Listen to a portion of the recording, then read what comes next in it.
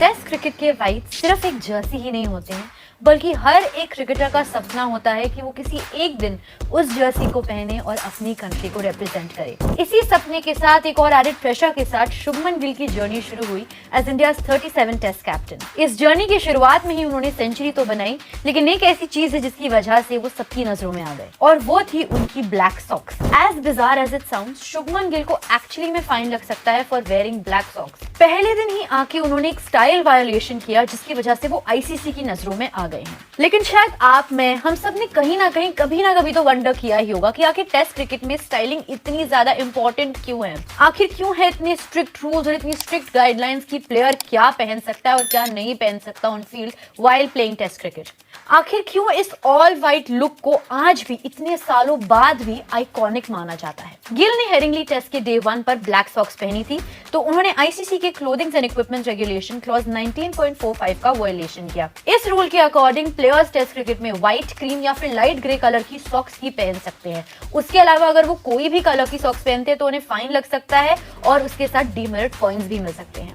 ये गाइडलाइन जो मई 2023 से एस्टैब्लिश करी और तब से चली आ रही है, इसे इसलिए रखा गया था ताकि वो टेस्ट क्रिकेट के लुक को प्रिजर्व करके रखे। बट कमिंग बैक, आखिर क्यों जरूरी है टेस्ट क्रिकेट में टॉप टू बॉटम व्हाइट पहनना। टेस्ट क्रिकेट की शुरुआत 1877 में हुई थी और इतने सालों के बाद हम 2025 में हैं, ये रूल्स अभी भी वैसे ही हैं। थोड़े मॉडिफाइड जरूर है, लेकिन अभी भी वैसे हैं। Back then wearing an all white attire was a representation कि आप एक क्लासी जेंटलमैन हैं।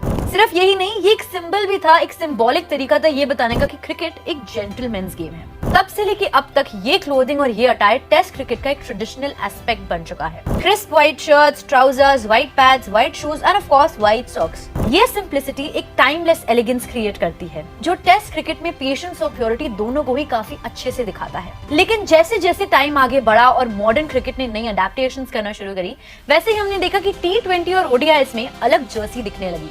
फैशन और स्टाइल के एलिमेंट्स को एक साथ कंबाइन करने के लिए कलरफुल जर्सीज आ गए, फ्लैशी शूज आ गए और टैटूज भी आ गए। वहीं on the contrary, test cricket stayed true to what it began as, वही क्लासिक लुक। शायद यही रीजन है कि जब भी किसी भी कंट्री का कोई भी प्लेयर टेस्ट में डेब्यू करता है, अपनी उस व्हाइट जर्सी के साथ फील्ड पर उतरता है, तो लोग उसे एक ड्रीम टेस्ट डेब्यू कहते हैं। अगर आपने नोटिस किया होगा तो टेस्ट क्रिकेट की जर्सी में स्पॉन्सर्स के लोगो और मैन्युफैक्चरर्स की ब्रांडिंग भी काफी ज्यादा लिमिटेड होती है। ये सारे रूल्स और ये सारी स्ट्रिक्ट रिस्ट्रिक्शंस टेस्ट क्रिकेट को एक एस्थेटिक डिसिप्लिन देते हैं, जिसमें प्लेयर का सिर्फ एक ही फोकस होता है, वो होता है उनकी परफॉर्मेंस, ना कि उनकी अपीयरेंस। और हाल ही में जो गिल ने किया वो एक क्लियर एग्जाम्पल है कि टेस्ट क्रिकेट सिर्फ स्किल ही नहीं बल्कि ट्रेडिशन का भी टेस्ट होता है। एक छोटी सी चीज, एक छोटी सी ब्लैक सॉक्स भी काफी बड़ी कंट्रोवर्सी क्रिएट कर सकती है अगर आप टेस्ट क्रिकेट खेल रहे हैं। तो बस यही है टेस्ट क्रिकेट की व्हाइट जर्सी की कहानी। एक ऐसा रूल जो शुरू हुआ था कितने सालों पहले, लेकिन आज भी एक टाइमलेस रूल की तरह बरकरार है।